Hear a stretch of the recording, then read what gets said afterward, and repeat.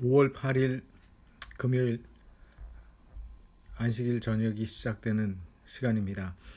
오늘은 한국의 어버이날이었죠.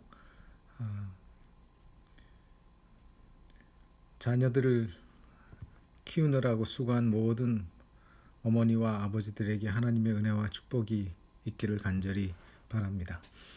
오늘 우리는 이제 민수기 26장부터 36장까지의 마지막 10개의 챕터를 남겨놓고 있습니다. 여기서부터는 이제 민수기의 마지막 부분으로 넘어갑니다. 26장부터 36장까지는 모압 평지에서 행한 두 번째 인구조사에서 그리고 모세의 마지막 신명기 설교를 시작하기 전까지의 내용을 담고 있습니다. 이스라엘 백성들이 모세의 인도를 따라서 애굽의 마지막 10번째 재앙에서 보호받고 애굽을 떠나온 지 40년의 세월이 흘렀습니다.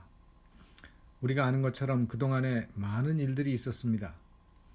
성경은 그 40년 동안의 일들을 다 기록할 수 없어서 몇 가지의 중요한 사건들만 기록에 남겼습니다. 이제 우리는 민수기에서 지난 몇 주일 동안에 미리암의 죽음, 또 아론의 죽음도 보았습니다. 또 애굽에서 나온 1세대들은 모세와 갈렙과 여호수아 그리고 아론의 아들들만 남기고 다 죽었습니다. 이제 그들은 거의 가나안 땅 접경에 이르렀습니다. 요단강을 건너기 전에 그들은 아모리 족속의 땅들도 점령했습니다. 바로 요단강만 건너면 꿈에 그리던 가나안 땅을 이제 그들은 바로 지척에 두고 있었습니다. 이스라엘 백성들이 시내 광야에서 가나안을 향해 출발하기 20일 전, 그러니까 출애굽한 지 13개월이 지나고 그들 가운데 성막이 세워진 지 꼭 한 달이 되던 때에 하나님께서는 모세에게 백성들을 각 지파에 따라 명수대로 계수하라고 말씀하셨습니다. 바로 민수기 1장에 나오는 말씀이죠. 그들은 20세 이상으로 싸움에 나갈 만한 사람의 수가 몇 명인지 계수하라는 여호와의 말씀을 듣습니다. 이제 때는 그때로부터 약 40년이 지났습니다. 이미 그때 가나안 땅에 들어갔어야 했지만은 그들의 반역과 불순종으로 인해서 하나님께서는 38년 동안 그들에게 광야에서 훈련하고 믿음의 연단을 받는 시간을 가지도록 했습니다.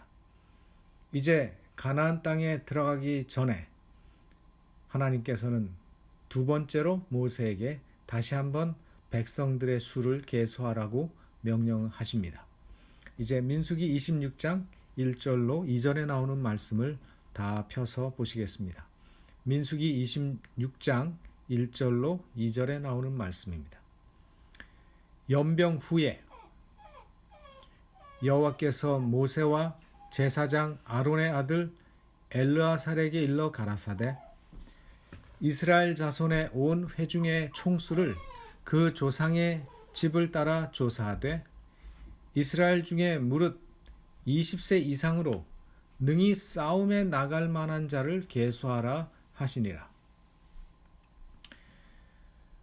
바로 연병후라고 하는 말씀은 바알부올의 음행 사건으로 시딤에서 많은 사상자가 생기고 연병으로 인해서 하나님께서는 이제 그 후에 가나안 땅을 정복하기 위해서 다시 한번 더 이스라엘 백성들의 조직을 새롭게 편성하고 지도가 필요하다고 생각하셨을 것입니다. 그래서 민수기 26장 5절부터 51절까지가 바로 하나님의 명령을 따라서 20세 된 이상 된 사람들을 지파별로 가족별로 그 수를 계수하는 내용들이 나옵니다. 계수는 장자인 루벤 지파부터 시작이 되었습니다.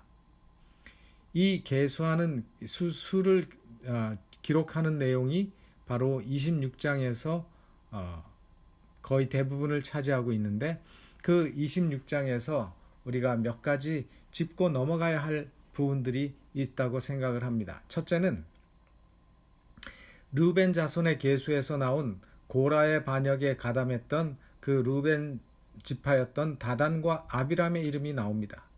그들이 어떻게 심판을 받아서 무리 중에서 끊어졌는지를 적었습니다. 민수기 26장 10절로 11절에 땅이 그 입을 열어서 그 무리와 고라를 삼키매 그들이 죽었고 당시에 불이 250명을 삼켜 징계가 되게 하였으나 그러나 고라의 아들들은 죽지 아니하였더라. 여기에 우리는 성경의 놀라운 하나의 기록을 보게 됩니다. 고라의 아들들이 죽지 아니하였더라고 말씀을 합니다. 우리는 고라와 그 모든 가족들이 죽은 줄로 알았는데 하나님께서는 그 고라의 자식들을 죽도록 허락하지 아니하셨습니다. 아마도 하나님께서는 아비의 죄로 인하여 자식을 벌하지 않으시는 그 원칙을 지키셨습니다. 다단과 아비람의 모든 가족들은 심판을 받았습니다. 반면에 고라의 아들들은 죽지 않았습니다. 왜 죽지 않았는지에 대해서 성경은 우리에게 아무런 힌트도 주지 않고 있습니다. 그러나 아마도 그들이 하나님 앞에 신실함을 보였기 때문이었을 것이라고 저는 확신합니다. 그렇기 때문에 하나님께서는 그 아버지의 죄로 인해서 그 신실한 그 반역에 가담하지 않은 그 신실한 자식들까지 몰아서 심판하지 않으셨습니다. 그리고 우리는 성경 다른 곳에서 이 고라의 후손이 하나님 앞에 충성하는 하나님의 충성된 찬양대로 나온 것을 우리는 성경에서 볼 수 있습니다. 그것은 바로 시편인데 이 고라의 후손이 시편에서 가장 많이 읽혀지는 시편의 저자 중에 하나로 등장하는 것을 보게 됩니다. 그 중에 하나가 바로 시편 46편입니다. 시편 46편, 47편, 48편 그 시편들이 모두가 고라의 후손이 기록한 찬양이라고 성경은 기록하고 있습니다. 시편 46편은 이렇게 시작을 하죠. 하나님은 우리의 피난처시요 힘이시니 환난 중에 만날 큰 도움이시라. 그러므로 땅이 변하든지 산이 흔들려 바다 가운데 빠지든지 바닷물이 흉용하고 뛰놀든지 그것이 넘침으로 산이 요동할지라도 우리는 두려워 아니하리로다. 바로 고라의 후손이 그로부터 수백 년이 지난 후에 그들은 나라의 찬양대로서 하나님을 찬양하고 또 하나님의 보호하심과 하나님의 인도하심을 기록하고 찬양하는 놀라운 찬양시들을 기록하는 후손들이 되게 됩니다. 반역자의 자녀라 할지라도 그들이 그 아버지의 노선을 따르지 않고 하나님을 향하여 돌아설 때 하나님께서는 그들에게 기회를 주시고 또 그들을 구원하신다는 사실을 우리는 기억해야 합니다.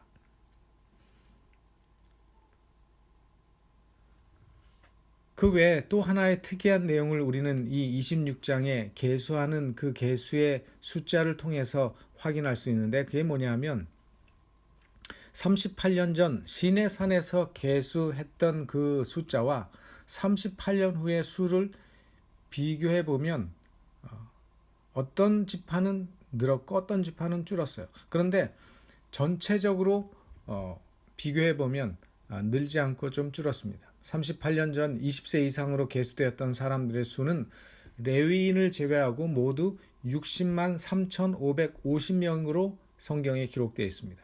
그런데 그로부터 38년이 지난 후에 2차 계수 때 20세 이상의 수를 성경에 기록한 것을 보면 60만 1,730명으로 줄었습니다. 계산해 보면 1,820명이 적어졌어요. 이것에 대해서 우리가 생각할 수 있겠는가라고 우리가 좀 생각해 볼 수 있습니다. 38년 동안 광야는 아주 척박했습니다. 그 척박하고 황량한 광야를 방황하면서도 또 여러 차례 연병과 불뱀의 습격, 그리고 시딤에서의 반역과 함께 있었던 연병으로 많은 사람들이 죽었음에도 불구하고 60만 명의 인구의 변화가 별로 없었다는 사실은 어쩌면 기적과도 같은 것이라고 저는 생각합니다.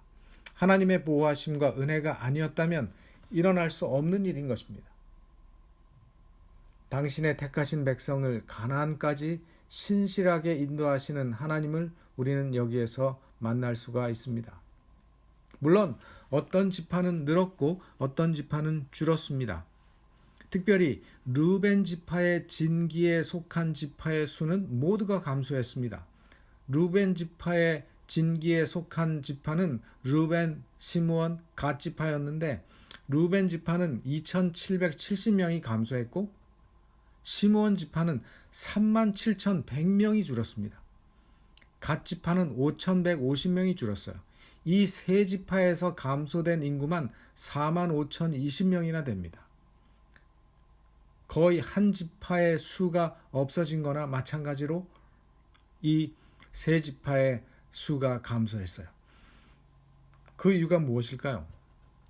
특별히 이 시므온 지파는 38년 전에는 59,300명이었습니다. 59,300명은 유다와 단 지파 다음으로 숫자가 제일 많았던 지파였습니다. 그런데 38년이 지난 후에 그 인구가 가장 많이 감소했고 가장 작은 지파가 됐어요. 12지파 가운데 가장 작은 지파가 됐습니다. 그 이유가 무엇일까? 우리는 그 이유를 생각하면서 여기에서 또한 우리가 배울 교훈이 있다고 봅니다. 특별히 믿음의 분위기, 어떤 한 집안의 믿음의 분위기, 어떤 교회의 믿음의 분위기, 또 가족의 가장의 믿음, 또 한 교회나 어떤 단체의 믿음의 지도자, 그 지도자와 그 믿음의 분위기가 굉장히 중요하다는 것입니다. 반역의 정신이 완전히 씻기지 아니하고 그 반역의 정신이 흐르고 있을 때 어떤 일이 일어나는지를 보여주는 분명한 교훈이라고 저는 생각합니다. 르우벤 지파, 바로 고라의 반역 사건에서 아주 주도적으로 가담했던 지파였습니다. 그 지파의 지도자였던 다단과 아비람이 온 가족이 죽임을 당했어요. 우리는 그런 과정 속에서 그 지파의 사람들이 그런 것에 대해서 회개하고 그들의 자신을 돌아보지 아니하고 그 반역의 정신이 계속 그 집안에 흐르고 있을 때, 조그만 일이 있을 때마다 반역하고 불순종하고 불신하는 그들의 정신이 그 자손들에게 영향을 주게 된다는 사실입니다. 반역의 정신과 불순종의 정신과 불신앙의 정신은 분명히 주변 사람들에게 영향을 줍니다. 우리는 이런 사실을 우리의 마음속에 새겨야 할 것입니다. 그런 것 외에는 우리가 이 르우벤 지파 진기에 속한 그 지파가 그렇게 많이 인구가 줄게 된 이유에 대해서 우리는 말할 이유가 없는 것입니다. 시므온 지파도 마찬가지죠. 이제 이렇게 인구조사가 끝나고 여호와께서 모세에게 지시하십니다. 민수기 26장 52절로 55절에 여호와께서 모세에게 일러 가라사대 이 명수대로 땅을 나눠주어 기업을 삼게 하라. 수가 많은 자에게는 기업을 많이 줄 것이요 수가 적은 자에게는 기업을 적게 줄 것이니 그들의 계수함을 입은 대로 각기 기업을 주되 오직 그 땅을 제비 뽑아 나누어 그들의 조상 지파의 이름을 따라 얻게 할지니라. 하나님께서는 모세에게 이제 인구조사의 결과에 따라 그들에게 가나안 땅을 분배하라고 말씀하십니다. 인구조사의 결과에 따라서 그들은 가나안 땅을 분배받게 될 것이었습니다. 당연히 인구가 적은 지파는 당연히 작은 땅을 분배받게 되는 것입니다. 이런 분배에 의하면 어느 지파가 가장 큰 땅을 배당받게 될까요? 물론 제일 많은 수의 인구를 가진 지파일 것입니다. 그 지파가 어느 지파인지 아십니까? 그 지파는 바로 유다 지파였습니다. 1차 계수 때도 유다 지파가 제일 많았습니다. 74,600명 제일 많았고 2차 때에는 거의 2,000명이 증가했어요. 늘었습니다. 다른 지파가 그렇게 몇천 명씩 몇만 명씩 줄은 지파가 있는 반면에 유다 지파는 제일 많았고 또 2차 38년 후에는 2,000명이 증가한 76,500명이 되었습니다. 거의 2,000명이 증가했죠. 그리고 38년 동안 가장 많이 증가한 지파가 어느 지파인가 하면 바로 므낫세 지파였습니다.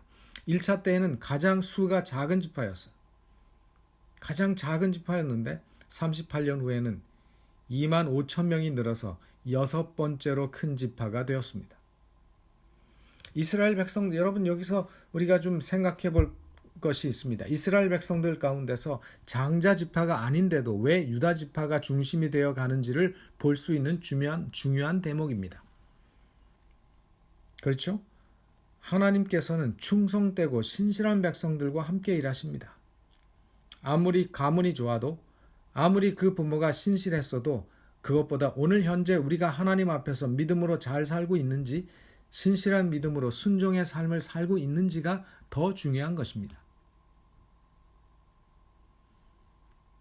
유다 지파는 장자 지파가 아니었지만 그 지파는 그 조상 유다의 믿음과 희생 정신에 의해서 야곱이 그 지파를 축복했습니다. 그 축복 그대로, 그 축복은 사실은 예언적인 의미가 있는 축복이었습니다.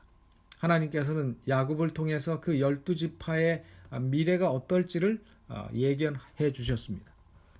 바로 그때 가장 많은 축복을 받은 지파가 유다 지파였습니다.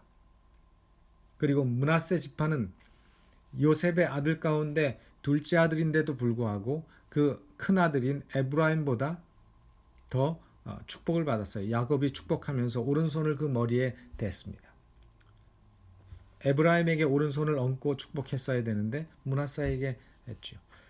우리는 그런 것들을 통해서 그들이 그 조상의 신앙을 따라서 신실하게 하나님의 인도를 따른 백성이었음을 우리는 짐작하게 하는 것입니다. 이제 이런 하나님의 백성들의 상황과 38년 동안의 그 각 지파가 어떻게 번성했는지, 어떻게 생활했는지에 대한 어쩌면 하나의 지표라고도 볼 수 있는 것이 바로 이 계수에서 나온 그 숫자라고 우리는 말할 수 있습니다. 이제 그런 결과에 따라서 하나님께서는 가나안 땅을 그들에게 분배하실 것이었습니다. 우리 인간은 공평하기가 어렵지만 하나님께서는 공평하신 분이십니다. 하나님께서는 우리가 어떻게 살았는가로 우리를 평가하시지 우리 조상이 어떤 사람인지 우리의 가문이 어떤 가문인지는 그렇게 상관하지 않으신다는 사실입니다. 그렇기 때문에 하나님께서는 우리의 행위대로 우리를 판단하실 것입니다. 우리의 믿음대로 우리의 신앙대로 우리를 판단하실 것입니다. 이렇게 계수가 마치고 어떻게 땅을 배분하는지에 대한 것을 보기만 해도 하나님은 공평하신 분임을 알 수 있습니다. 제일 세력이 많은 지파부터 고르라고 하지 않으셨습니다. 어떻게 하시는가 하면 지파의 수대로 땅을 나눠주라. 그럼 제일 큰 지파가 오케이 우리가 제일 크니까 우리가 먼저 차지하겠습니다 라고 말하도록 하나님께서 허락하지 않으셨습니다. 민수기 26장 55절로 56절에 보면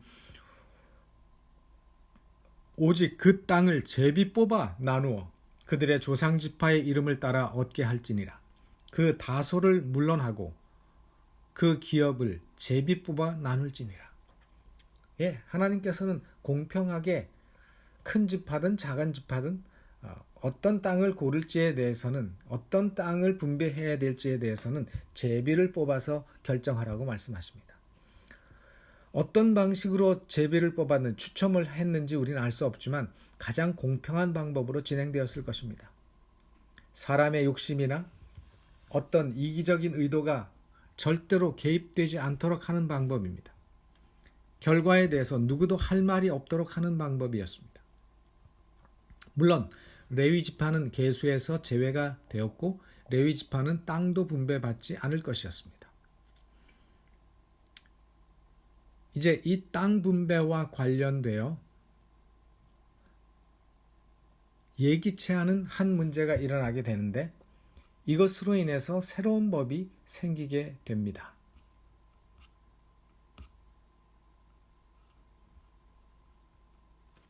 민수기 27장 1절로 4절입니다. 요셉의 아들 므낫세 가족의 므낫세의 현손 마길의 증손 길르앗의 손자 헤벨의 아들 슬로브앗의 딸들이 나왔으니 그 딸들의 이름은 말라와 노아와 호글라와 밀가와 디르샤라. 그들이 회막문에서 모세와 제사장 엘르아살과 족장들과 온 회중 앞에 서서 가로되 우리 아버지가 광야에서 죽었으나 여호와를 거스려 모인 고라의 무리에 들지 아니하고 자기 죄에 죽었고 아들이 없나이다. 어찌하여 아들이 없다고 우리 아버지의 이름이 그 가족 중에서 삭제되리이까? 우리 아버지의 형제 중에서 우리에게 기업을 주소서 하매. 땅을 나누는 과정에서 아들이 없이 딸만 있는 집이 있었던 것입니다. 그 가운데 바로 므낫세 지파에서 슬로브앗의 딸들이 그 일에 대해서 재판을 요구했습니다. 그 일에 대해서 다시 고려해 줄 것을 요구한 것입니다. 여러분들이 다 아시는 것처럼 므낫세는 요셉의 둘째 아들로 애굽에서 태어난 아들입니다. 아까도 말씀드렸지만 야곱이 죽기 전에 요셉의 두 아들 에브라임과 므낫세를 축복하는데 오른손은 므낫세에게 왼손을 에브라임에게 올리고 축복했던 얘기를 여러분들이 기억하시죠? 요셉이 아버지 에브라임이 장자고 므낫세가 둘째입니다. 그러니까 오른손을 에브라임에게 올리시고 왼손을 므낫세에게 올리시고 축복해 주세요 라고 요청했는데 야곱이 요셉에게 이야기합니다. 내가 안다. 그리고 이런 특별한 야곱의 축복을 받은 그 므낫세의 후손들이었습니다. 아까도 우리가 계수에서 본 것처럼 그 므낫세의 후손들이 38년 동안 2만 명이 넘는 수가 증가한 것을 우리는 보게 됩니다. 이 므낫세 족속 중에 슬로브앗이라는 그 후손이 출애굽 1세대로 아들 없이 딸만 5을 낳고 광야에서 죽은 것입니다. 그래서 딸들이 자기 아버지가 죽어서 이제 우리는 아들이 없다고 우리에게는 하나도 땅을 기업으로 주지 아니하면 우리 아버지는 이 므낫세의 지방 가운데서 우리 아버지의 가족은 이제는 다 사라지고 마는 겁니까? 라고 요청을 한 것입니다. 이 부분에서 특별히 이 딸들이 모세와 그 족장들에게 한 말을 좀 살펴볼 필요가 있습니다. 뭐라고 하느냐 하면 우리 아버지가 광야에서 죽었으나 여호와를 거스려 모인 고라의 무리에 들지 아니하고 자기 죄에 죽었고 라고 하는 말을 합니다. 우리 아버지가 광야에서 죽었지만 여호와를 거스려 모인 고라의 무리에 들지 아니하고 자기 죄에 죽었어요. 그러니까 자기 아버지 슬로브앗은 고라의 반역에 대한 하나님의 심판으로 죽은 사람이 아니라는 것입니다. 그러면서 뭐라고 했는가 하면 자기 죄로 죽었다 그랬어요. 이 말이 무슨 말인가 하면 죽을 수밖에 없는 죄인으로서의 인간의 실상을 말하고 있는 것입니다. 사람들은 대개 죽음을 자연스러운 일로 생각합니다. 그래서 죽음을 두려워하면서도 왜 죽는지 생각하지 않고 태어났으니까 당연히 죽는 것이라고 생각들을 합니다. 그러나 죽음은 분명히 자연스러운 일이 아닙니다. 사람이 죽는 것은 죄로 인한 결과인 것입니다. 사람이 죽는 것은 생명의 근원이신 하나님을 거절하고 그 생명의 연결을 우리 스스로 끊어버린 죄의 결과였습니다. 그래서 성경은 사망이 죄의 삭시라고 분명히 말씀하고 있습니다. 우리는 이 사실을 분명히 기억하고 있어야 죽음의 문제도 죄의 문제도 해결할 수 있게 되는 것입니다. 우리에게 한 사람도 예외 없이 찾아오는 이 죽음은 우리 모두가 죄인이라는 사실을 증명하고 있는 것입니다.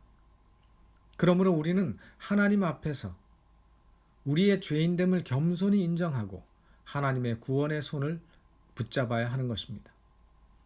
그리고 우리에게 다시 생명을 주시기 위해서 대신 그 죄의 값을 치르신 예수 그리스도를 통해서 사망의 문제를 해결했다는 사실을 우리는 믿고 받아들여야 하는 것입니다. 예수 그리스도 안에 있는 모든 사람들은 자기 죄로 죽을지라도 부활의 소망이 있다는 사실로 인하여 우리는 감사해야 합니다. 바로 슬로보앗의 딸들이 자기 아버지는 반역으로 심판받아 죽은 사람이 아니고 바로 이런 죄의 결과로 죽었다고 말합니다. 그래서 그들에게 소망이 있다는 사실도 이야기하는 것입니다. 이제 다시 본문으로 돌아가서 슬로보앗은 아들 두지 못하고 딸만 5을 두고 죽었습니다. 그런데 땅을 분배할 때 남자를 기준으로 땅을 분배하기 때문에 그들은 땅을 얻을 수가 없었습니다. 그러자 5딸이 모세와 회중들 앞에 서서 자신들의 처지를 설명하고 그들에게도 딸을 줄 것을 요청한 것입니다. 이때 지도자들은 이미 하나님의 율법에 계수할 때 여자들은 계수에 들지 않으니까 그것은 그렇게 할 수 없다고 잘라 말하지 않았습니다. 대신에 그들은 그 요구에 대해서 하나님께 물었습니다. 하나님의 지도를 구하고 하나님께서 그들에게 어떻게 말씀하시는지 들었습니다. 이제 하나님께서 그들에게 이렇게 말씀하셨습니다. 민수기 27장 5절로 11절. 모세가 그 사연을 여호와께 품하니라. 여호와께서 모세에게 일러 가라사대 슬로보앗의 딸들의 말이 옳으니 너는 반드시 그들의 아비 형제 중에서 그들에게 기업을 주어 얻게 하고 그 아비의 기업으로 그들에게 돌릴지니라. 너는 이스라엘 자손에게 고하여 이르기를 사람이 죽고 아들이 없거든 그 기업을 그 딸에게 돌릴 것이요 딸도 없거든 그 기업을 그 형제에게 줄 것이요 형제도 없거든 그 기업을 그 아비의 형제에게 줄 것이요 그 아비의 형제도 없거든 그 기업을 가장 가까운 친족에게 주어 얻게 할지니라 하고 나 여호와가 너 모세에게 명한 대로 이스라엘 자손에게 판결의 율례가 되게 할지니라 라고 말씀하셨어요. 여러분 이 말씀을 보면 얼마나 합리적이고 공평하신 하나님이신지를 우리가 보게 됩니다. 여호와께서는 이 슬로보앗의 딸들에 의해서 제안된 그 요청에 대해서 실제적인 해결 방법을 주셨습니다. 즉, 그 아버지의 기업이 그들에게 물려져야 한다는 것입니다. 그리고 그것으로 인해서 그들의 판례를 만약 딸도 없거든 그 형제에게, 형제도 없거든 아비의 형제에게, 그 아비의 형제도 없거든 가장 가까운 친족에게 주어서 그 가족의 기업이 사라지지 않도록 하라고 하는 그 판례를 이제 대대에 지켜서 행하라고 하는 말씀을 하십니다. 그래서 미래에 발생할 수 있는 그런 어떤 일들에 대한 선례를 만드셨습니다. 공평의 법이라고 말할 수 있습니다. 그래서 아들이 없는 집안의 기업이 사라지지 않도록 조치를 하셨습니다. 이처럼 오늘날도 우리들의 진실한 기도와 요청은 하나님께 간합하심을 받을 수 있다는 사실을 우리는 기억해야 합니다. 이제 오늘 말씀을 줄이면서 한 번 더 오늘 내용을 정리합니다.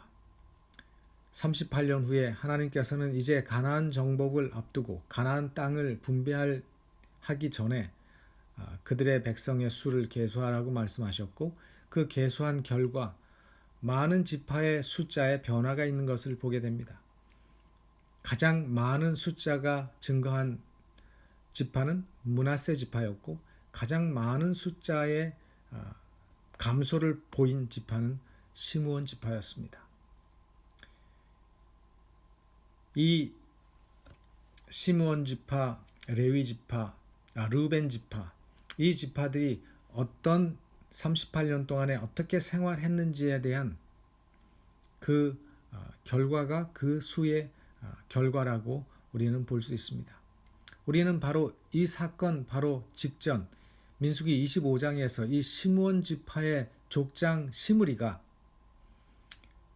백주 대낮에 바로 하나님의 심판과 하나님의 분노하심, 진노하심을 보고 있는 그 시점에 미디안 여자 왕의 딸을 데리고 장막에 들어가서 음행을 한 사실을 우리가 보게 됩니다. 그토록 하나님의 말씀에 대해서 공공연하게 반역하고 지도자가 뻔뻔하게 행한 모습을 보면 그 시므온 지파와 그 시므온 지파가 소속되어 있었던 르벤 진기에 속한 그 지파의 분위기를 우리는 알 수 있습니다. 어쩌면 그 이스라엘 광야 생활 가운데서 가장 이끌기 힘들었던 지파가 그 지파들이었는지 모릅니다. 우리가 장자 지파인데 왜 유다 지파가 앞장서야 되고 왜 레위 지파가 하나님의 그 모든 거룩한 일들을 대왔다 하는가? 그 모든 일에 대해서 계속 불만을 품고 그 분위기를 연출한 그 지파의 모습은 끊임없이 하나님 앞에 반역하고 불평하고 그 분위기가 그 자손들에게 전달되어서 반역할 때마다 아마도 그 지파는 그 반역에 적극적으로 가담하고 불평할 때 그 불평에 가장 많은 사람들이 불평하고 원망한 사람들이 였을 것이라고 우리가 짐작할 수 있습니다.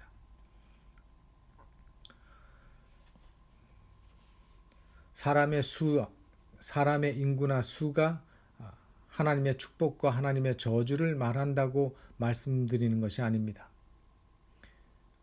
우리는 민수기의 이 이야기 속에서 하나님께서 짧은 38년 동안의 기록을 이 짧은 책에 기록한 내용 가운데 그 계수의 내용을 그렇게 길게 기록한 이유를 우리가 깊이 생각해 볼 필요가 있는 것입니다.